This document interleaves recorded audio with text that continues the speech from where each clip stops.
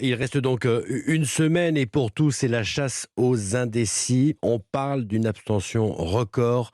Indécision que vous avez pu constater ce matin encore, Nina Droff, dans ce parc parisien du 15e arrondissement. Oui, en effet, tout le monde est loin d'être décidé, hein. Quand on questionne les gens sur leur vote à la présidentielle, on entend surtout ça, écoutez. Je sais pas trop en fait, encore. Pas trop, non, j'ai pas trouvé. Du coup, je me suis pas encore tout à fait décidé, même à une semaine du premier tour. Beaucoup d'incertitudes donc, mais pour des raisons différentes. Certains, comme Quentin et Sarah, sont par exemple tiraillés entre 2 ou 3 candidats à cause de leur position dans les sondages. J'ai longtemps hésité entre les différents candidats de gauche. J'hésite en fait entre voter plus selon mes convictions ou plutôt selon ce qui pourrait avoir une chance d'être représenté au deuxième tour. Et voilà, donc j'hésite un petit peu à voter utile, comme on dit. Je sais pas. Mais il y en a d'autres, hein, comme Katia, qui eux se sentent complètement déconnectés de cette campagne électorale. Il y avait l'effet Covid, ensuite la guerre en Ukraine qui fait qu'on est assez peu concentré sur ces sujets. Il y a une distance par rapport au monde politique aussi, d'intérêts qui sont parfois pas forcément l'intérêt des Français, mais l'intérêt de la politique pour les politiciens. Et une lassitude qui pourrait même pousser la jeune femme à bouder les urnes le week-end prochain pour la première fois de sa vie. Voilà, reportage signé Nina Droff. L'historien Jean Garrigue est resté avec nous. Jean Garrigue, on l'entend, hein, le mot-clé, là, c'est j'hésite, hésitation. Mhm.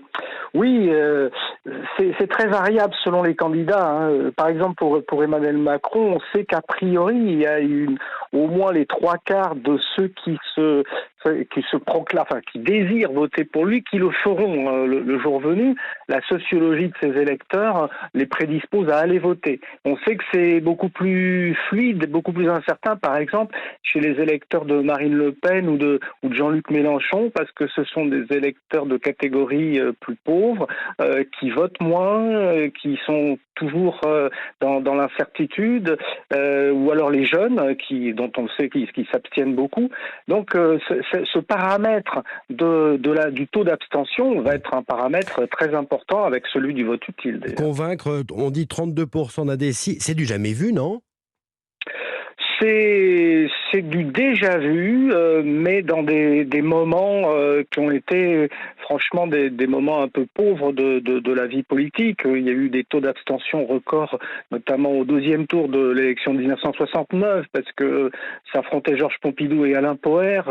La gauche était écarté du scrutin.